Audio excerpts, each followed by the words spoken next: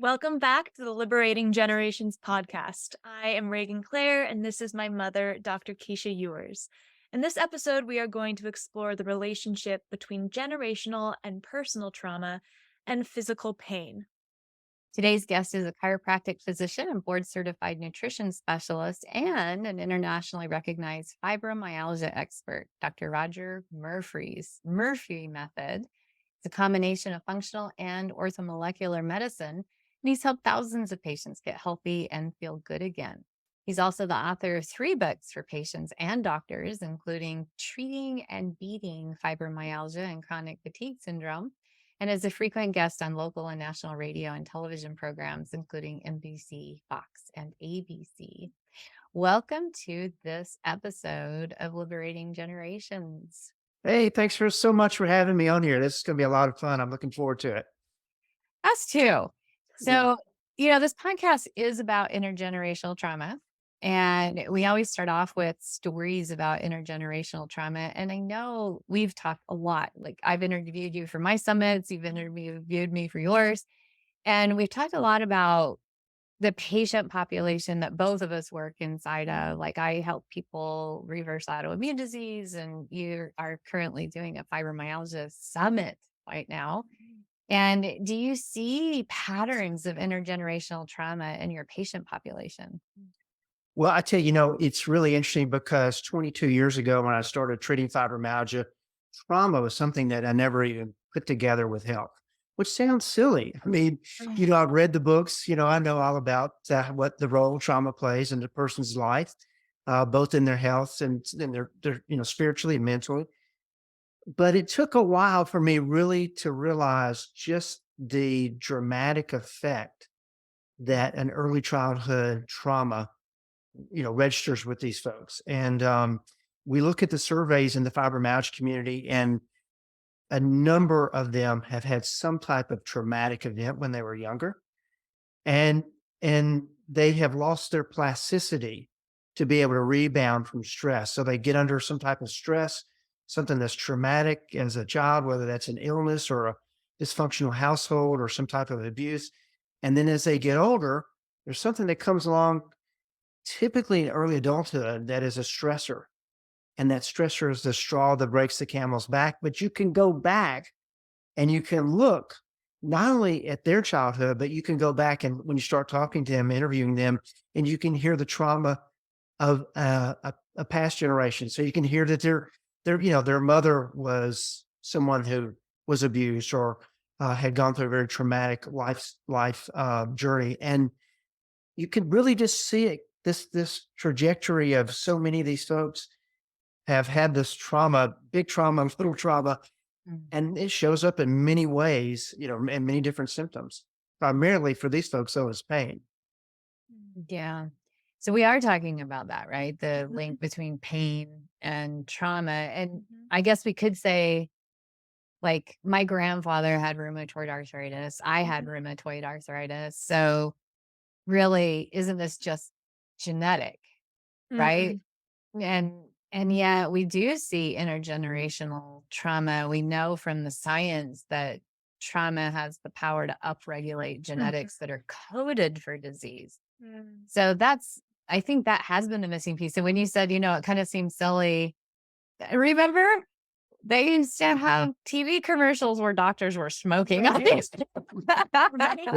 Oh, yeah. They would pitch their favorite brands, right? So much we didn't know not that long ago. Yeah. Right? Yeah. Yeah. Yeah.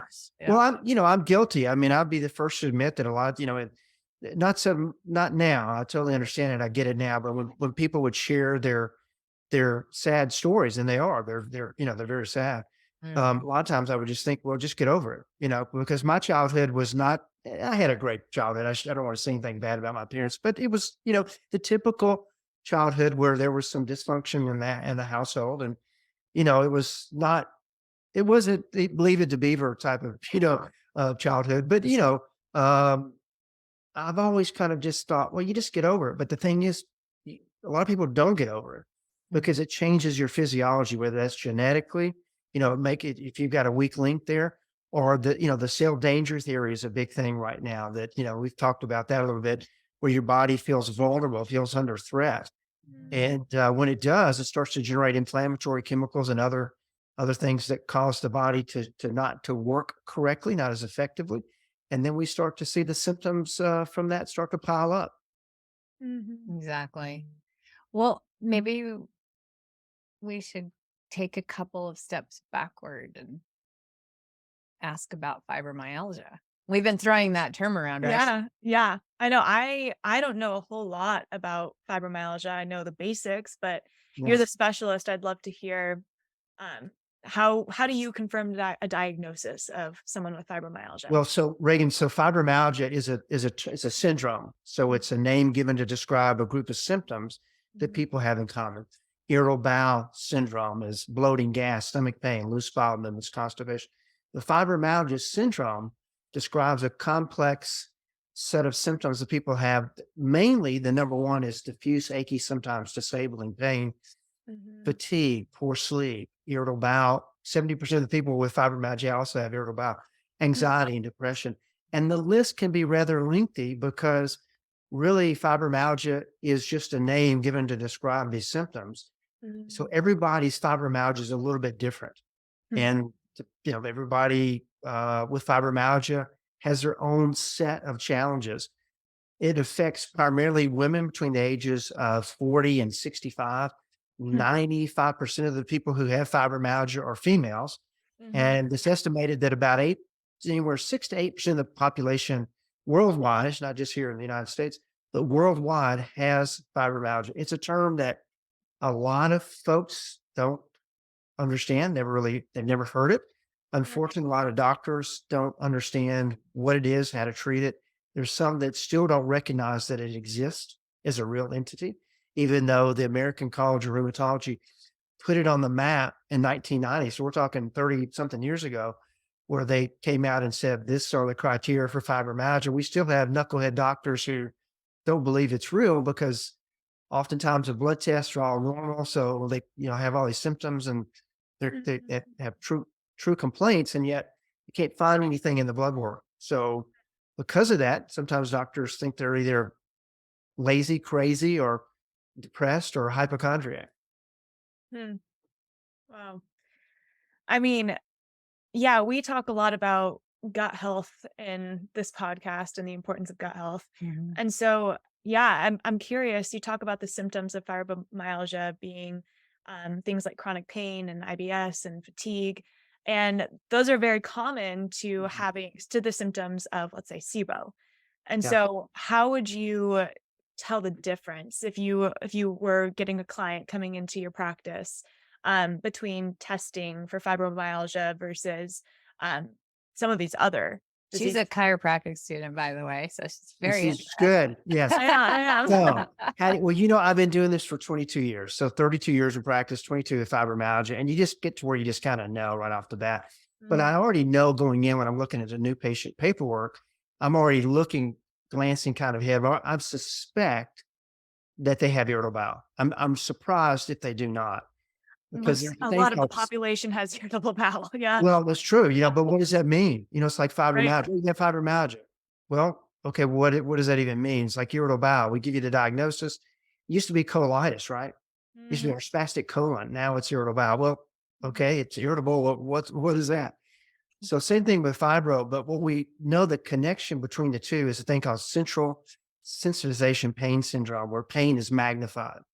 It's where the nervous system is not communicating with the hormonal system, the endocrine system, and we get a disconnect there. And so pain becomes magnified. It's much more, you're much more prone to have this pain than you should. So when we see the connection there, SIBO for me, I start thinking about SIBO when I'm doing my questionnaire and I start asking them, do you not only have the symptoms of irritable bowel, bloating, gas, indigestion, and loose or constipated going back and forth, but do Mhm. you feel nauseated? Do you Are there certain foods that when you try to eat those foods, they give you problems? Or if you take a probiotic, it makes you worse. These Mhm. are some detective work, getting some clues. And then if I get enough of those answers about feeling nauseated and bloating, and then I'm thinking, uh-oh, this is probably SIBO when you do a breath test.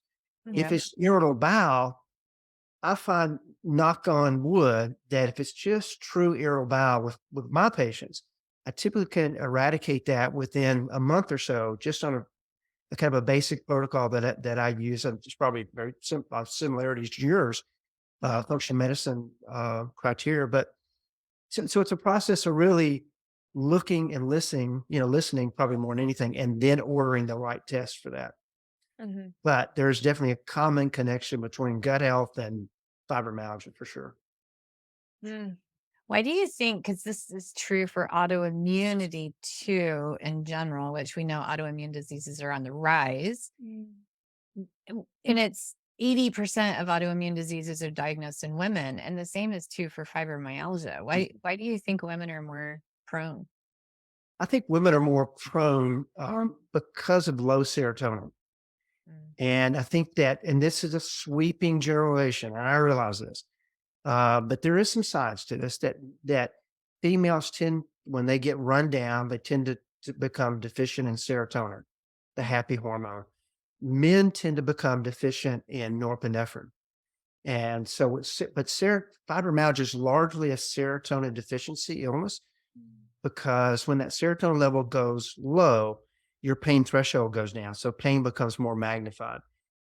When your serotonin level is elevated, then you can block a hormone called substance P, and that keeps the pain level, that keeps your pain threshold very high. What happens with these individuals, though, is if they get under too much stress, and anytime you're under stress, you're using certain chemicals to deal with that stress, whether it's real or imagined. Doesn't even have to be real. If you're just thinking stressful thoughts all day long, you're releasing these chemicals. One of those is serotonin, which is a happy hormone. And what really accelerates that deficiency is poor sleep.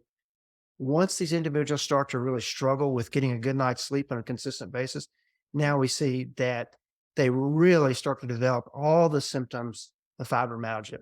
Not only the pain, but obviously, if you're not sleeping, you're going to have the fatigue. But now we start to see brain fog and low moods and anxiety and some of the things that we would associate with low serotonin. You have more serotonin receptors in your intestinal tract than you do in your brain. So when you get nervous, you get butterflies in your stomach. So there's definitely a connection between the gut health and that serotonin in the gut, as well as the brain. Mhm. So to answer your question, I think that for women, I think they tend to get low in serotonin, and that's what really drives this fibromyalgia. Whereas men, and I do have men patients who have fibromyalgia, but I think that men typically, just the way they're made, I don't know, they don't necessarily get low in serotonin, although they can. They tend to get low in norepinephrine or dopamine, some of these more um, uh, happy hormones that really drive ambition and energy and zip, those kind of things. And so I think that's the big difference. I've seen a correlation too with uh, estrogen dominance in That fibromyalgia. that certainly is true. And a lot of people say, well, fibromyalgia, it only makes sense. It's probably something with low estrogen. And actually, you're right. It's more estrogen dominance than it is anything else. Now, you could be low in estrogen and really low in progesterone, so you're really out of balance. But it's so correct. I see so many of my patients have estrogen dominance from the things that they breathe in, the chemicals they put on their skin, that these are Yeah. these pseudo estrogens, they mimic estrogens, and they get too much estrogen in the system, and that can create all sorts of uh, physiological changes that then bring on the symptoms we'd see in fibromyalgia. It's said by the environmental working group that some women, by the time they leave the house in the morning, have been exposed to 125 to 500 Mhm. endocrine disrupting Wow. chemical Wow. through what they're putting on their skin, what they're inhaling, what they're sleeping on, what they're sleeping in, what they're eating. Yeah. It's crazy what they have implanted in their bodies, what they have on their fingernails. I mean, it's Yeah. just over and over and over all these exposures. But Yeah. the thing of it is, Dr. Rogers, I'm seeing this in men too. Mhm. And I do genetic testing on all my patients. And one of the things that I'm seeing a lot of, in addition, so I'll say, oh, it looks like genetically you could have trouble releasing these estrogen metabolites through your liver. Mhm. So let's test for that. And when I Mm. test, I'm finding estrogen dominance in men a lot. Wow. Wow. And guess what else I'm doing? I'm sending them in to get DEXA scans now, and I'm finding that they have bone density issues. This never used to be the reality. Wow. We Well, were, we're in such a toxic world right now. It's yeah, unbelievable. Yeah. I mean, how many? I'm curious how many patients, just kind of a ballpark, that have had hysterectomies or I'm sorry, endometriosis or um, fibroid tumors. How many of your patients are fall into that category? I don't have, Females, obviously, not males.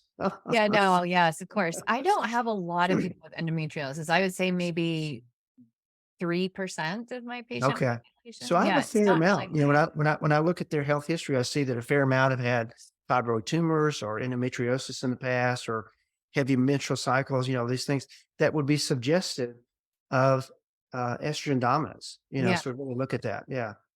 Yeah, well, another, I mean, there's such a host of symptoms that are suggestive of estrogen dominance, right? We have so many things that could, but autoimmunity is definitely, I see a lot of it. And as you were saying, you don't have to even have any estrogen on board, but if you have also no progesterone, then Right. that by nature makes you estrogen dominant. And it's what I'm seeing in men with that estrogen dominance too. They're just emptied out of testosterone and then they have this estrogen and it's creating a lot of problems and, fibro among them, right? Yeah. Yeah. Yeah. Yeah. And so Which Mhm. go ahead. I was gonna say, so it probably doesn't help that people are taking medications that actually create some of these problems, right? I mean, we see cholesterol medications and people develop adrenal fatigue and some other things that really sabotage their ability to release these hormones in Right. the right order. Yeah. We should probably put a plug in there for the beautiful thing that we need called cholesterol that actually your body, everybody uses to make its hormones with. Right. Right. Please Right. don't poison the enzyme that makes your cholesterol or you're going to have a hormone imbalance. And when I say poison it, I mean statin drugs. So Mhm. yeah. I just earlier had a fibromyalgia patient, a male, and he'd been on cholesterol medication for over a decade, and his cholesterol level was down to about 130. Mm, And I was sharing with him that what the study, and I wrote a book about this years ago, 2005 was the second edition. I hadn't updated it, but what the study shows, you're more likely to have a heart attack with low cholesterol than high cholesterol. And his cholesterol at its highest, I went back, looked at his labs a decade ago, and they were at 240. That was the highest they ever got up to. Now Mhm. it's down to 138, 140 right now. Um, and I explained to him that taking the statin drug decreases your risk of heart attack and stroke by 1%. Oh. 1%. It increases your risk of nerve damage within 2 years by 33%. So I had to explain to him a lot of the symptoms, the nerve pain, the fatty amnesia, liver. the fatigue, the muscle spasms, the restless legs. A Yeah. lot of that is being on that medication for a number of years. No one ever shared with him to take CoQ10. No one ever shared with him about red yeast rice or berberine or some things that we use in our practice that would Mhm. have lowered that cholesterol to a. And I don't even think you needed to even fool with it. You should have just left it alone. I've got patients like you do that have familial high cholesterol. I'm not worried about them. I'm more worried about them taking the medication than the high cholesterol. Mhm. Exactly. Mhm. And having low testosterone because you can't manufacture your Yeah. own hormones is a higher risk for a heart attack for a male than Yeah. Mhm. having high cholesterol is. So Right. like, oh my gosh. So yeah, throwing the baby out with the bathwater as Yeah. usual. Yeah. Mhm. Um, So, quickly back to the women being more likely to develop fibromyalgia than men. I know within the autoimmune world, you said 80% of women 80% of no, 80% of diseases diagnosed that are autoimmune are diagnosed in women. are diagnosed in women, and an autoimmune disorder is the body literally attacking itself. And Yeah. so, a lot of times that has to do with unprocessed anger. And so, I can't help but think about the the society that we live in which women are taught to not be angry. And Mm. now I feel like there's a rise in a discussion around that Mm. in this like healthy conversation of no, it's important to be able to express your anger. But I'm going to go back to that intergenerational trauma piece when that's been taught for so long to just suffer in silence, to act happy, put a smile Yeah. on your face. Yeah. I can't help but think if that's 90% of women are getting fibromyalgia with chronic pain, like gut Mhm. issues, that Yeah. I can't help but think there has to be a link there. We continue to look for the smoking gun too, because, autoimmune and fiber. So for a number of years, I said I didn't think that autoimmune played a role in fibromyalgia.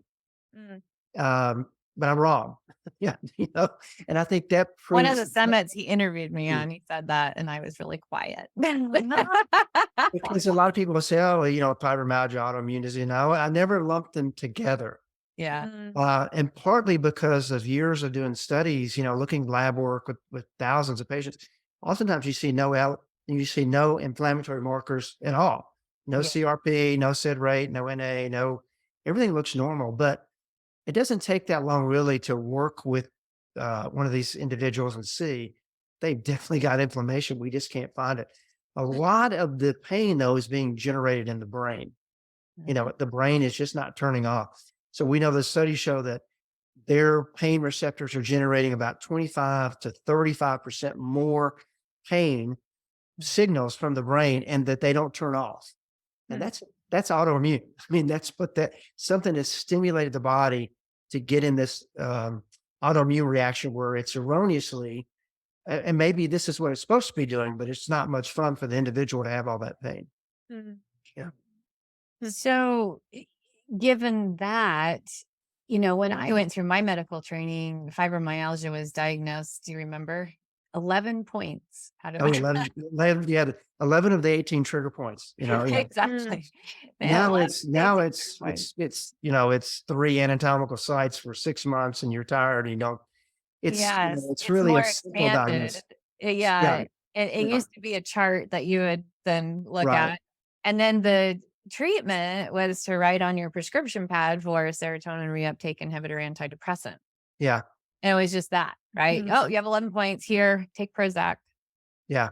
right? And in what you're talking about with the serotonin in women, it turns out that that did solve some of it, right? Because it helped Mm. them It hold on it can to it their can be helpful, but with these antidepressants, I do. they don't make serotonin, you know? Right. Yes, exactly. All And they do is so help you hang on to what you have, but if you don't have any, Right. it's like using a gasoline additive in an empty gasoline tank. It just and we right. know that, these studies, a meta-analysis of the studies show that 70% of the time, a placebo, a sugar pill, is just as effective as an antidepressant. Now, Exactly. I'm not telling everybody to stop their antidepressant, and if you and there's a time and a place, and they can be helpful. But what I'm pointing out is that approach is oftentimes not effective. It runs out of effectiveness rather quickly for most people because a lot of times you develop a thing called down regulation where you don't have the receptor sites even to reuptake the serotonin if you're on these medications for a number of years.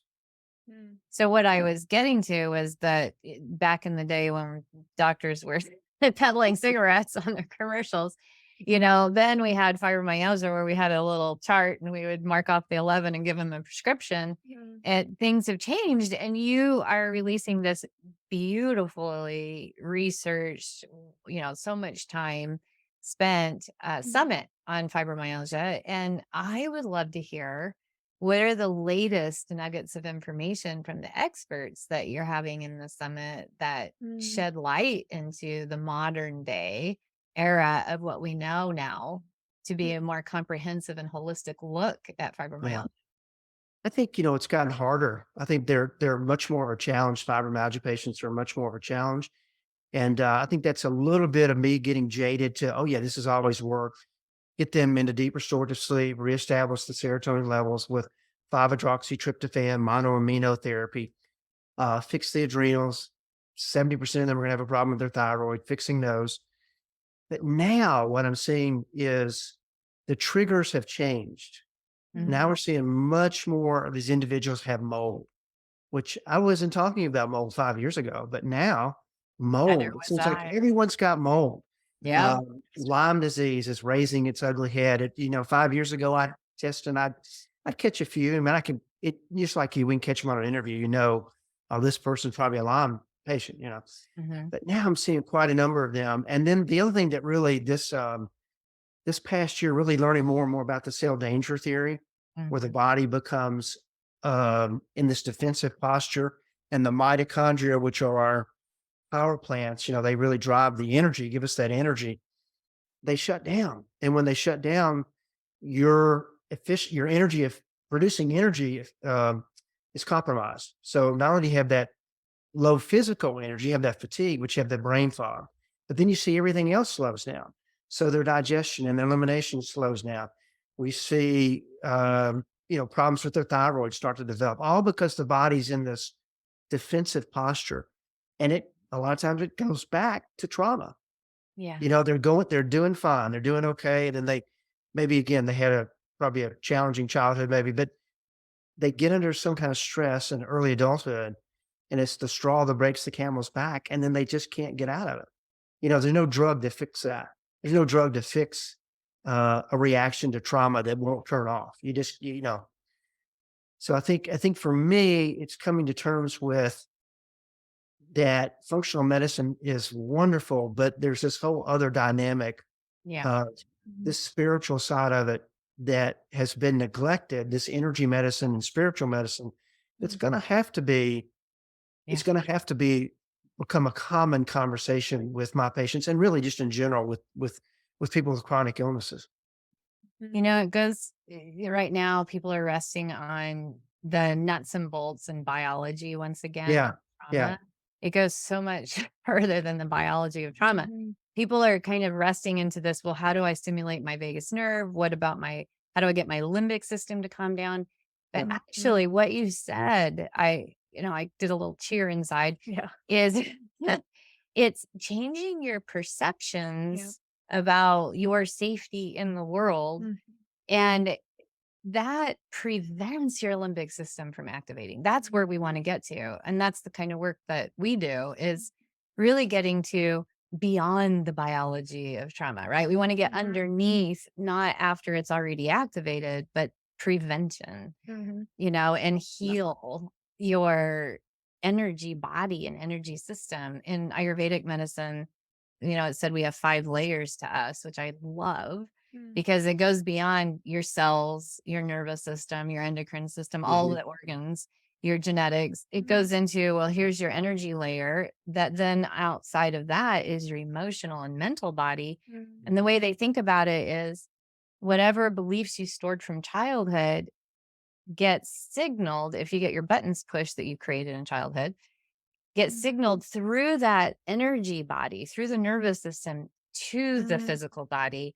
And then everything's off to the races. So if you can detox that layer there, if you can heal your perceptions, if you can go back with an adult brain and Mhm. heal that child space, then you're not sending those messages through all of those energy channels, Mhm. right? To tell the Yeah, body that it's not okay Mhm. constantly. yeah. Well, the other 2 layers outside of that are your wisdom and your spiritual layers. And Mhm. that's like your portal into your connection to the divine, the collective unconscious, the conscience that Carl Jung talked about. It's like bliss. And Yeah. that's where we always want to be. It's where we have our intuitive abilities. But we have a lot of highly sensitive people now. I mean, I Yeah. test positive. She tests positive for that on all the quizzes. But the Mhm. thing that people say is, "Oh, I'm a highly sensitive person." And Mhm. and then that means the world needs to adjust itself around me because Right. I'm too sensitive, and then they've been told they're too sensitive, so then they react to that. And there's a saying that's from Eastern philosophy that says, rather than having the whole world covered in leather, Mhm. put your own sandals on, Mhm. and it's like strengthening that energy body is so important. Mhm. All of your, what they call your chakra system, right? That needs to be strengthened. And there are ways of doing that Mhm.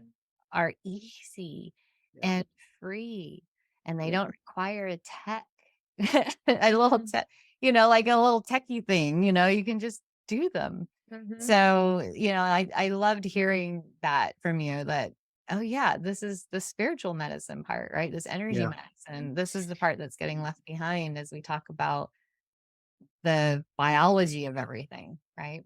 Yeah. I think too, I think people they want an easy answer. Yes. And Exactly. so we've all grown up the way, even Reagan, your age. I mean, even you. But I mean, of course, in your house it was different, like my kids where they grew up. But you grow up and you think, well, I just need a pill for that. Yep.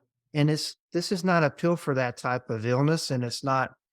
We're seeing with autoimmune disease, these chronic illnesses, people get so run down, and then any type of stressor becomes magnified, and Mm. they can't get out of it. They just get into this like the hamster wheel. They Mhm. just can't turn it off, and they get in what Zig Ziglar called the stinking thinking, and it's this self perpetuating cycle. They get in. They're just they just get in this negative thinking, and they can't turn that off, and that sabotages them. They don't realize it. They don't even realize it.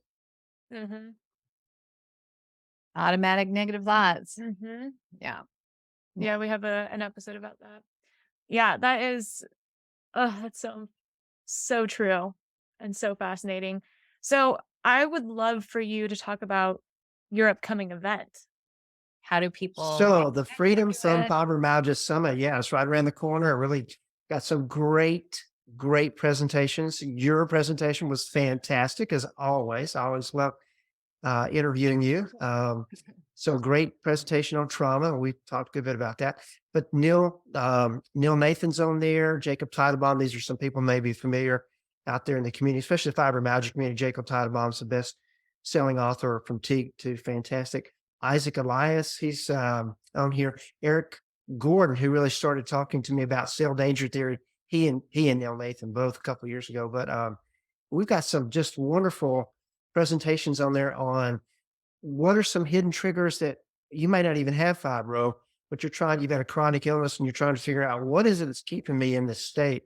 And that could be trauma.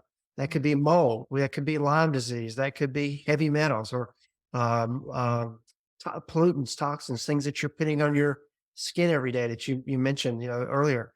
So we've got different experts that are sharing different strategies and things to think about, some very interesting things to think about in helping you in your journey, whether you have fibromyalgia or not. Beautiful. Mhm. What a great project. And Mhm. thank you so much. I know exactly how much time it takes to do one of these. So really appreciate you taking the time out of your life to offer this Yeah. information for people. And we are Mhm. putting the registration link with the show notes here so that you can sign up. And then I always highly encourage people to go ahead and spend the little dollar amount that it is to buy the summit so that you can go back and listen to it. You know, a lot of times people will listen to podcasts, and I find that summit interviews are, I mean, a level up from that. And you can stick that in your ears. It's summertime, go for a walk in the woods and really learn how to engage in self care on these Mm. different levels to help your body be its optimal energetic self so it can support you for decades more to come so you can live your mission and purpose in life. Yeah. Well, I Mhm. appreciate that. I think it's an investment in yourself, and it's not for everybody, but I know the way that I learn, it takes multiple repetition. And oftentimes, I'll go back a year or two later and read a book that I didn't understand, Mhm. and I'll come away with it going, now Mhm. here it is. And a lot of times it's just spirit put that book back in my periphery, it's been in my periphery. I hadn't thought about it, but it'll put it right there for whatever reason. There it is. It's like, oh, I need to just kind of read through that book again. Then it just all comes together. And I think that's how it is with these summits. A lot of times you're right. People will listen to our podcast. It'll go in one ear, out the other, and it can have some meaning and some impact. But I think to get the most out of whether it's this my summit or not, but to get the most out of this material, it's good that you can go back and read it and listen to it over and over again. And you'll find when you do that, oftentimes you'll have a aha. Mhm. Now it makes sense. Aha, and this is what I need to be doing. Mhm. And if you don't have that opportunity to be able to go back and circumnavigate this, you miss the opportunity to be able to come to aha moment. Right. Yep. Yeah. Right. Was there Mhm. anything that we haven't asked that you think is something that is relevant to our audience around intergenerational trauma and pain? Well, one thing we didn't talk about is, what do I recommend to my patients? So I can just share that. Yes, Please. I really recommend. I have a chapter in my book all about feeding the spirit, and I talk about the hour of power. Mm. And for me, this is something I've done for decades, but it's an hour where it's my quiet time. Now, quiet time is quiet time. So I Mhm. see people out walking and they got their earbuds in, maybe they're listening to music or they're, talking on their phone. That's not an hour of power. Mhm. Hour of power is where you are really listening. Mhm. And the only way you can hear what spirit is trying to tell you, spirit, God, whatever, the universe, is by being quiet. That's the only way that it, Mhm. capital I, capital IT, can communicate with you. And so many people wake up every day and they have no clue what they're going to do today. They just wake up and they react to whatever stimulation comes their way. Mhm. Problem with that is if you don't control your thinking, you're vulnerable to stinking thinking and you're at the mercy of whatever happens. Mhm. Um, I think it's a better approach is to really have that quiet time reading positive, whether it's scripture or it's Wayne Dyer or Zig Ziglar or Earl Nightingale or Joyce Myers, whoever it is that really feeds your soul. Practicing some deep breathings. Meditation doesn't have to be hard. Mhm. Meditate, pray, but have that time, that alone time where you really nurture yourself. I think is probably the most important thing you can do Mm. to increase your health. I think that is one of the most important things that you can do to really have a successful life. Mhm. We couldn't agree more. We get up and do that Yep. exact thing. Mhm. Yeah. Yeah. Yeah. Yeah. Beautiful. Well, Mhm. thank you so much. Do you have anything to add or ask? No, thank you. I love that hour of power. I've never heard it phrased like that, but it's absolutely something that I've had to implement into my routine as well. And I notice a night and day difference. And I think like really challenge yourself when you wake up first thing in the morning. You're not reaching for your phone right away. You're not reaching for a Right. screen. You're really sitting with yourself. Because as you said, that's when the universe, spirit, source, Right. that's when you get downloads. Yeah. So thank you for that wisdom. Yeah. All right, everyone. Join the Freedom from Fibromyalgia Summit. And the link again is here for you to take advantage of. And once again, thank you for all your work in the world. Yes, thank you. Until next time, be well.